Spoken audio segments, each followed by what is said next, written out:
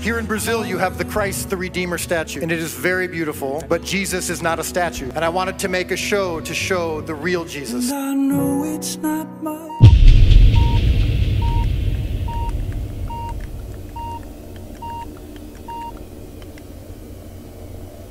O que a gente consegue ver de Jesus que não vimos antes? E é isso que me anima, né, para as pessoas verem. Não precisa fazer isso. O que está fazendo?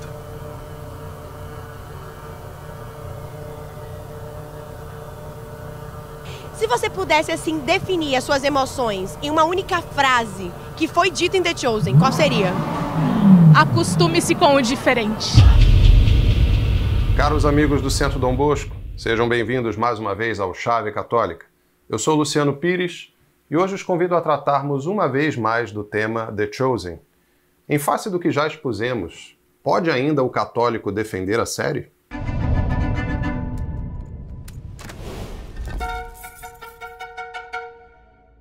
No episódio anterior do programa, cujo link você pode acessar juntamente com todas as referências deste vídeo aqui embaixo na descrição, dispusemos-nos a demonstrar por que ao católico não convém assistir ou recomendar a série americana de TV The Chosen, ou Os Escolhidos, em razão de sua estrutura ecumênica e, portanto, protestante e judaizante, alheia à tradição e ao magistério católico. Segundo o ensinamento de sempre da Santa Igreja, o católico deve se eximir de prestigiar ou colaborar com iniciativas conjuntas que transmitam a mensagem errônea de que pode haver um Cristo cabeça sem seu corpo místico, que é a Igreja de Roma, fora da qual não há salvação, à qual nos unimos pelo sacramento do batismo, na qual permanecemos vivos na graça pelo sacramento da confissão e da qual nos alimentamos espiritualmente pela Sagrada Eucaristia.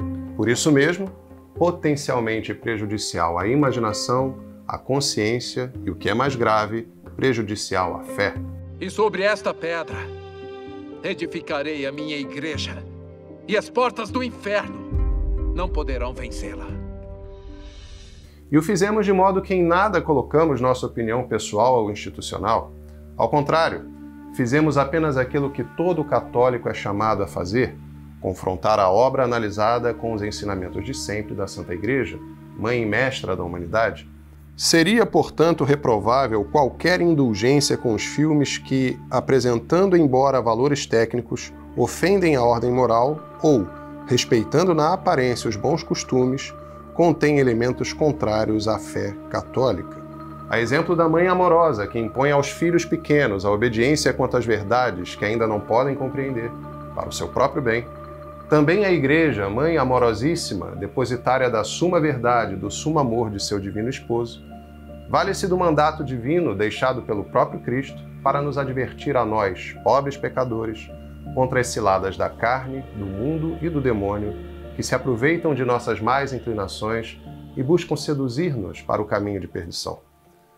Assim é que não fomos nós, mas 4 papas a estabelecerem solenemente os critérios de análise, sendo eles Gregório XVI, com sua encíclica Interpretipoas, de 1844, São Pio X, com seu Catecismo Maior, de 1905, Pio XI, na encíclica Mortalium Animus, de 1928, e Pio XII, com a encíclica Miranda Prorsus, de 1957. E a grande audiência e boa avaliação que recebemos, pelas quais somos muitíssimo gratos, parece atestar que fizemos um bom trabalho.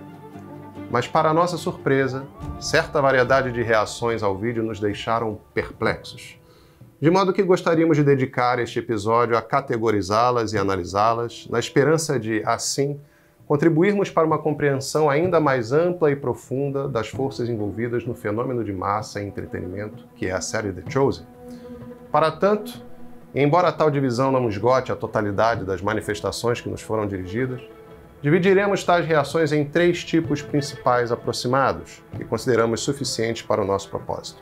Nos espectadores do primeiro tipo de reação, percebemos claramente a saúde de seu sensus fidei, ou senso de fé, isto é, o bom funcionamento daquele instinto dos fiéis para a verdade do Evangelho, que lhes permite reconhecer a doutrina e as práticas cristãs autênticas.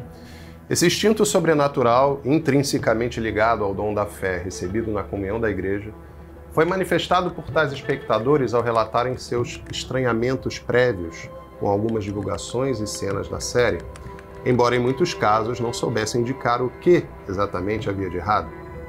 Porém, ao tomarem contato com a nossa análise, fundamentada na tradição e no magistério de sempre, nela encontraram as definições que lhes faltavam e, prontamente, confirmaram-se na posição genuinamente católica de repelir a produção e até mesmo alertar a terceiros sobre seus graves problemas, tendo sempre em vista que o risco de perder a verdadeira fé é o risco da perdição eterna. Já entre os espectadores do segundo tipo de reação, percebemos, ao contrário, a ausência ou desabilitação quase total do mesmo sensus fidei, pela declarada indisposição com que reagiram à nossa análise e pelo vigor com que saíram em defesa da série, considerando-a isenta de problemas e verdadeiramente apologética.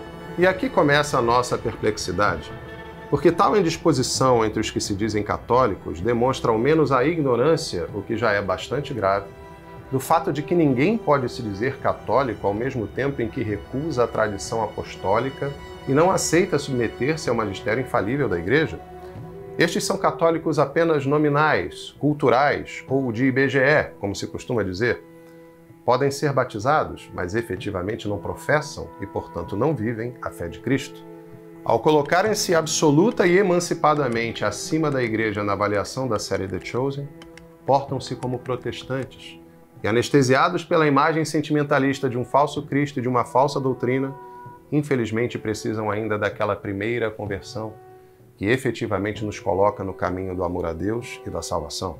Por fim, no terceiro tipo de reação, reunimos aqueles espectadores cujo sensus fidei, não inteiramente neutralizado e parcialmente operante, permite-os alcançar até certo ponto a razoabilidade de nossa exposição, mas uma perniciosa sofisticação mental, frequentemente associada à reputação humanista de equilibrada e prudente, leva-o a relativizar a dignidade de Deus em favor da dignidade humana, ao considerar que, sendo The Chosen mero entretenimento, não lhe deve pesar a obrigação da fidelidade doutrinal submissa à tradição e ao magistério de sempre da Igreja. Na flacidez democrática de seu entendimento, prevalece o suposto bem de que, apesar dos detalhes negativos da série, as pessoas estariam se interessando mais por Cristo, que estariam buscando ler mais a Bíblia ou até se convertendo ao catolicismo, graças ao programa. Assim, reconhecendo o valor de nossa exposição magisterial, e apesar da condenação explícita de 4 papas a obras como esta que ainda analisamos, o espectador deste terceiro grupo, no entanto, segue considerando que é lícito ao católico defender The Chosen, segundo a aplicação enviesada da máxima de São Paulo aos Tessalonicenses: examinai tudo, abraçai o que é bom. Eis aí, caros amigos, o católico liberal. Figura intermediária nesta nossa caracterização, mas que por isso mesmo é a que mais favorece a propagação dos erros contra a fé, pela passividade com que aceita misturá-los com a verdade e favorecer-lhes a camuflagem. Justamente por isso é que convém que lhe dediquemos especial atenção. O catolicismo liberal é um produto do século XIX, período em que, excetuando-se os mártires reais ou potenciais e os apóstatas, o católico francês médio se viu tentado a buscar um meio-termo entre o persecutório espírito anticatólico da Revolução Francesa e o espírito genuinamente cristão. O liberalismo humanista começa, então, a impregnar a consciência católica e a propagar-se ao longo da história, sendo condenado sob o nome de modernismo pelo Papa São Pio X, especialmente em sua encíclica Pascendi Dominici Gregis, de 1907, em que o Santo Padre o caracteriza como a síntese de todas as heresias. Quando se fala de modernismo, não se trata de doutrinas vagas e desconexas, mas de um corpo uno e compacto de doutrinas em que, admitida uma, todas as demais também o deverão ser. Se, pois, de uma só vista de olhos atentarmos para todo o sistema, a ninguém causará espanto ouvir-nos defini-lo, afirmando ser ele a síntese de todas as heresias. Certo é que se alguém se propusesse juntar, por assim dizer, o destilado de todos os erros que a respeito da fé têm sido até hoje levantados, nunca poderia chegar a resultado mais completo do que alcançaram os modernistas. Em que pesem os louváveis esforços dos romanos pontífices em conter a invasão modernista, porém, foi no Concílio Vaticano II, ocorrido entre 1962 e 1965, que tal espírito encontrou a ocasião adequada para, enfim, ganhar suas credenciais junto à hierarquia eclesiástica. Desde então, e como temos já apontado em vídeos anteriores, a dissolução da identidade católica ganhou força oficial graças à coloração humanista, à ambiguidade e à falta de assertividade que passaram a caracterizar os pronunciamentos magisteriais. Assim é que o ecumenismo e a liberdade religiosa passaram a ser entendidos e ensinados de modo inteiramente diferente daquele praticado pelo magistério de sempre da Santa Igreja, anterior ao Concílio Vaticano II, como se pode atestar pelos documentos Unitatis Redintegratio, de 1964, e Dignitatis Humanae, de 1965, respectivamente. De onde se depreende que o nosso terceiro tipo, o católico liberal de hoje, confortável em seu relativismo humanista, que não vê problemas no vilipêndio de The Chosen, a mais sagrada das narrativas, que é a do Evangelho, porquanto refere-se à história da redenção do gênero humano, esse católico liberal é um produto do relativismo doutrinal engendrado por forças estranhas à tradição, sob a ênfase pastoral do único concílio não dogmático da história da Igreja. Quem o afirma é o próprio Papa Paulo VI, em um discurso de janeiro de 1966, posterior ao encerramento do mesmo concílio. Há quem pergunte que autoridade, que qualificação teológica o concílio quer atribuir aos seus ensinamentos, pois bem se sabe que ele evitou dar solenes definições dogmáticas envolventes da infalibilidade do magistério eclesiástico. A resposta é conhecida se nos lembrarmos da Declaração Conciliar de 6 de março de 1964, confirmada a 16 de novembro desse mesmo ano. Dado o caráter pastoral do concílio, evitou este proclamar em forma extraordinária dogmas, dotados da nota de infalibilidade. Assim é o católico liberal. Burguês, elegante e sobriamente trajado em sua prudência meramente humana, morna e indiferente aos direitos de Deus sobre os indivíduos e toda a sociedade humana, sem dar-se conta de que sua isenção ou omissão contribui diretamente para que lhe cortem o galho civilizacional em que está sentado. Cegado pela vaidade do suposto tesouro, que é poder guiar-se em tudo por sua própria opinião, falta-lhe aquela saúde propriamente católica, fonte permanente de paz, de não ter opinião pessoal quanto às questões de fé e moral já solenemente definidas pela Igreja, porque é o próprio Deus que fala através dela em tais casos. A esse respeito, o grande escritor e apologista católico Gustavo Corsão escrevia em seu primeiro livro, A Descoberta do Outro, de 1944. Diante dos objetos mais simples, o homem liberal, que agasalha suas opiniões, que desconfia de tudo que não seja o morno recôncavo de sua interioridade, cai em guarda numa posição crispada. A vontade mete-se de permeio entre a porta dos sentidos e a inteligência, e como seu caminho é mais curto, ou porque seja ela mais ágil, sua sugestão chega antes do conceito e gera o preconceito. A inteligência perde a liberdade e a vontade então convence o sujeito que ele é um livre pensador. Ademais, quanto ao argumento de que a série seria positiva porque tem promovido conversões, se é verdade que o Deus onipotente pode permitir certos males para que bens maiores sejam atingidos, como nos ensina Santo Agostinho, nem por isso nos é lícito colaborar conscientemente com o erro. O fenômeno The Chosen não é novo e assemelha-se aos misteriosos avivamentos recorrentes na história recente, mas talvez com maior escala e penetração mais sutil. O próprio ator Jonathan Roumie, que interpreta Jesus Cristo na série, assume o papel de um pregador hippie no filme Jesus Revolution, de 2023, baseado no fato real de um desses avivamentos, o Jesus Movement, uma espécie de transe coletivo entre jovens da contracultura americana dos anos 1960, atribuído a uma suposta experiência espiritual direta com Cristo. Nas praias, nas ruas, nos becos, nas vielas e nas universidades, uma misteriosa vida passou a se revelar. A pergunta que ecoava era respondida pelo próprio Deus, o Espírito chamando e atraindo para si uma multidão de jovens recusados pela tradição, De bermuda ou biquíni, com dreads, drogas e sem muito para oferecer, eles foram tocados e transformados por simples orações. Uma verdadeira revolução começa. Uma onda de avivamento surgia na costa oeste americana para reverberar por muitos lugares da terra e por toda a história a resposta que todos precisavam. Nos lugares escuros, uma voz chamava os seus. E essa voz despertava da morte aqueles que iriam revolucionar a história trazendo vida. E a revista que ecoou a pergunta também ecoou a resposta. Essa é a revolução de Jesus. O caso mais recente foi o Avivamento de Asbury, que se estendeu por 2 semanas em fevereiro de 2023, com milhares de pessoas se revezando em adoração nas instalações da Universidade de Asbury, no estado americano do Kentucky.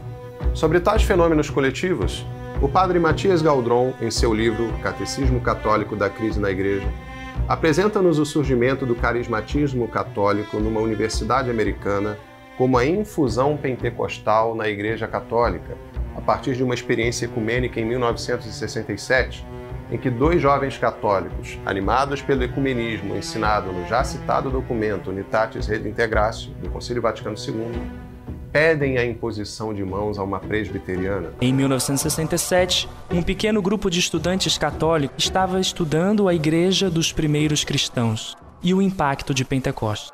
Eles haviam dialogado com outras denominações cristãs, incluindo grupos pentecostais, em um esforço para melhor entender a perspectiva ampla da experiência cristã com o Espírito Santo. Como o rito pentecostal penetrou na Igreja Católica? O rito pentecostal da efusão do Espírito foi difundido na Igreja pelos católicos ditos carismáticos. A renovação carismática pode ser definida como o ramo católico da corrente pentecostal.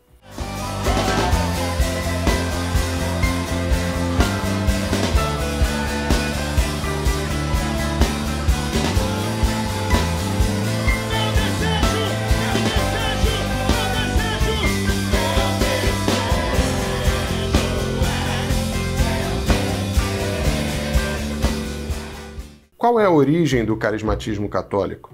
O carismatismo católico nasceu nos Estados Unidos, em Pittsburgh, Pensilvânia, em 20 de fevereiro de 1967, dia em que 2 católicos da Universidade de Duquesne receberam a imposição das mãos em um grupo de oração dirigido por uma presbiteriana e começaram a falar em línguas. Utilizaram em seguida o mesmo rito para transmitir a outros católicos os poderes assim recebidos. A renovação carismática, ela entrou na igreja pelo viés evangélico. E hoje é bem constituída. E eu fiz uma experiência, porque eu era contra. Teve encontro da renovação carismática, que foi na Pedreira Paulo Liminski. E fui, e aí começou oração, intercessão. E o pessoal fazendo imposição das mãos. Não que isso seja o fundamental, mas eu falei assim, o que esse povo está caindo ali? Isso é tudo fingimento. E fui, peito aberto, assim, eu quero ver quem me derruba. Entrei, rapaz. Na fila? Na fila. Impuseram as mãos, fizeram uma evocação do Espírito Santo, a infusão. Foi quando eu fui batizado no Espírito Santo. Nossa! Eu caí. Mais adiante, o autor esclarece que os efeitos corporais decorrentes de tais avivamentos podem perfeitamente ser a manifestação de uma ação demoníaca oportunista, graças à nossa vã curiosidade e ao desejo intenso de sentir a ação da graça de Deus, que de si mesma não é sensível, posto que é sobrenatural. O demônio, que enxerga a longo prazo, sabe perder um pouco para ganhar muito. É o ensinamento da bem-aventurada Maria da Encarnação. Os êxtases, as visões e as revelações não são de jeito nenhum um argumento inconteste da permanência ou da assistência de Deus em uma alma. Quantos se viram que foram enganados com esses tipos de visões? Embora tenham sido a causa da conversão ou mesmo da salvação de algumas almas, é um estratagema do espírito maligno que fica contente em perder um pouco para ganhar muito. Crescer na igreja, de certa forma, musicalmente falando, primeiro, me influenciou pra caramba. Acho que foi incrível também ter essa experiência. E eu acho que não só eu, né? Muita gente cresceu na igreja cantando. Mas eu acho que essa vivência também me trouxe outras coisas que hoje eu posso falar, posso compartilhar para as pessoas. E sim, hoje a Jota mudou muito, mas traz ainda coisas da sua raiz, sabe? E qual tem sido o efeito da série The Chosen, de suas blasfêmias e de seu falso Cristo mundo afora, senão um sentimentalismo, o abobalhamento geral e certa idolatria perante o elenco? Pessoas já me falaram, sabe, quando eu leio as escrituras, eu penso em você, e eu falo, meu Deus, tá bom, é a natureza humana. E eu acho que nós desesperadamente buscamos um rosto humano para Jesus. E eu acho que agora eu tô me tornando isso para outras pessoas. E eu acho que não vai ser verdade só pra mim, mas pra todos os outros personagens da série. Quando lerem sobre a sogra do Pedro, vão pensar na Eden como a esposa do Simão Pedro. Quando pensarem no Mateus, vão pensar no Paras. Eu tenho aprendido muito com The Chosen e lendo a Bíblia eu já vejo as imagens assim, e aquele Jesus maravilhoso e o Mateus, eu preciso conhecer o Mateus, tá? Ela falou... A Tati disse que um dos episódios favoritos dela é do Mulher do Fluxo de Sangue. Você acabou de viver aqui, porque o Jonathan tava passando e tinha uma multidão empurrando ela. Só faltava a Tati fazer assim, deixa eu tocar na orla das suas vestes. Foi um sinal. A gente quase viveu um episódio de The Chosen. Não, nada é coincidência, agora tudo é sinal. Se Jesus passou aqui, é porque eu vou conhecer ele já já. Bem como a aceitação dos veículos de comunicação e até de satanistas, que sempre combateram o verdadeiro Cristo e sua verdadeira igreja? Tem louco que acaba dando hate em vocês quando você encontra um satanista na rua, por exemplo? Você já sofreu hostilidade por fazer esse personagem? O próprio Jesus sofreu. Uma vez, na verdade, tem um exemplo que a gente recebeu uma carta de alguém que estava na igreja de Satã e falou, eu não acredito em nada disso, mas a série de vocês é muito boa. Então, se ele escreveu uma carta para isso, acho que é um bom sinal. Lembremos da advertência de nosso Senhor quanto às relações do mundo para com os que lhe forem fiéis. Se fosseis do mundo, o mundo vos amaria como sendo seus. Como, porém, não sois do mundo, mas do mundo vos escolhi, por isso o mundo vos odeia. Lembrai-vos da palavra que vos disse, o servo não é maior do que o seu senhor. Se me perseguiram, também vos hão de perseguir. Logo, se o Cristo e o enredo geral de The Chosen agradam até aos costumeiros juízes de Cristo, de sua igreja, de Nossa Senhora e de todos os santos, se não causam, ao contrário, a rejeição e o boicote de tais inimigos, como aconteceu com a Paixão de Cristo de Mel Gibson, isto por si só deveria bastar para o categórico rechaço à série por parte de todos os católicos. Mas se assim não é, caros amigos, como infelizmente podemos constatar em muitas das reações ao nosso vídeo anterior, eis aí a prova de que a via média liberal não é propriamente católica e, dada a sua camuflada e geralmente inconsciente abertura ao erro, está longe de representar um caminho seguro de vivência católica e de salvação. Como já dissemos em outra ocasião, fazemos questão de repetir a máxima de Santo Agostinho: o erro não tem direitos. Em face do ensinamento infalível de 4 papas, seria uma insubordinação anticatólica defender e propagar a série The Chosen sem as ressalvas apresentadas em nosso vídeo anterior?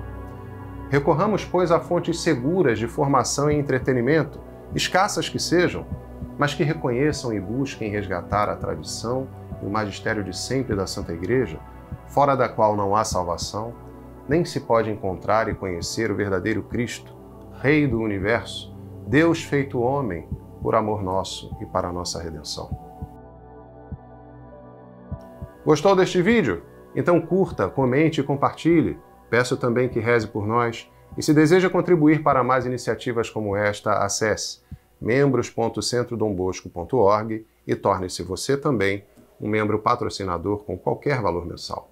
Que Deus recompense imensamente a sua generosidade. Viva Cristo Rei!